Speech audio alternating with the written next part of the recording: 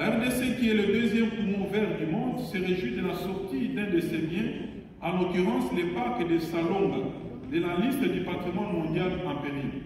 Nous sommes reconnaissants au Centre du patrimoine mondial pour son accompagnement et comptons sur l'appui de l'organisation pour la réalisation des actions d'envergure initiées en faveur de nos réserves de biosphère et tourbières. Par ailleurs, les inégalités croissant davantage exacerbées par la pandémie, la montée de l'extrémisme, de la haine et de la violence, l'expansion de la pauvreté et les violations des droits de l'homme sont des défis qui compromettent les efforts entrepris par la réalisation des ODD.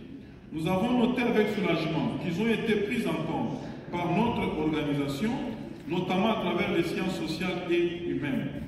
Dans ces cadres, la RDC adhère notamment au choix porté sur les jeunes en tant qu'acteurs du changement, ainsi qu'au rôle conféré au programme MOST pour éclairer les politiques. La promotion de la culture de la paix et du dialogue interculturel, tant indispensable à nos sociétés, souvent traversées par des conflits, figure également parmi les pistes qui suscitent de l'espoir. Monsieur le Président, nous avons noté également l'action de l'UNESCO face aux dérives potentielles des sciences émergentes. C'est le cas de l'intelligence artificielle avec les projets de recommandation sur sa dimension éthique. Concernant la culture, impactée aussi par la crise sanitaire, le renforcement de la protection et de la promotion de la diversité des expressions culturelles prônées par l'UNESCO est d'une importance sans égale. Mon pays a adhéré aux nombreux instruments normatifs du secteur culturel, notamment la Convention de 2003 sur la protection et la sauvegarde du patrimoine culturel immatériel.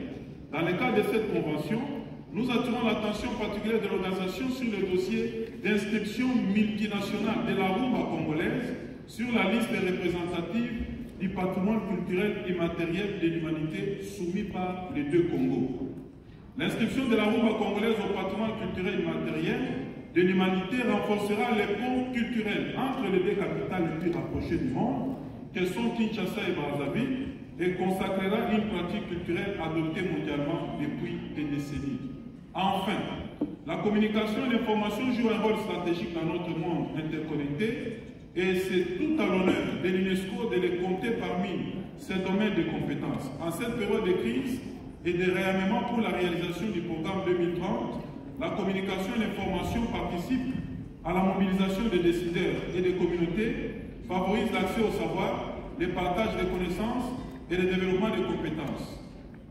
Monsieur le Président, je voudrais terminer en rappelant qu'à travers mon propos, la République démocratique du Congo a tenu à exprimer sa foi dans notre organisation qui résiste aux crises actuelles.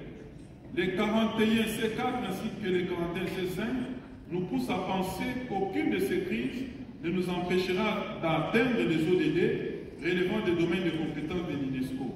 La tâche est certes ardue, mais notre organisation peut compter sur son expertise, son expérience et ses outils de gouvernance. Je vous remercie.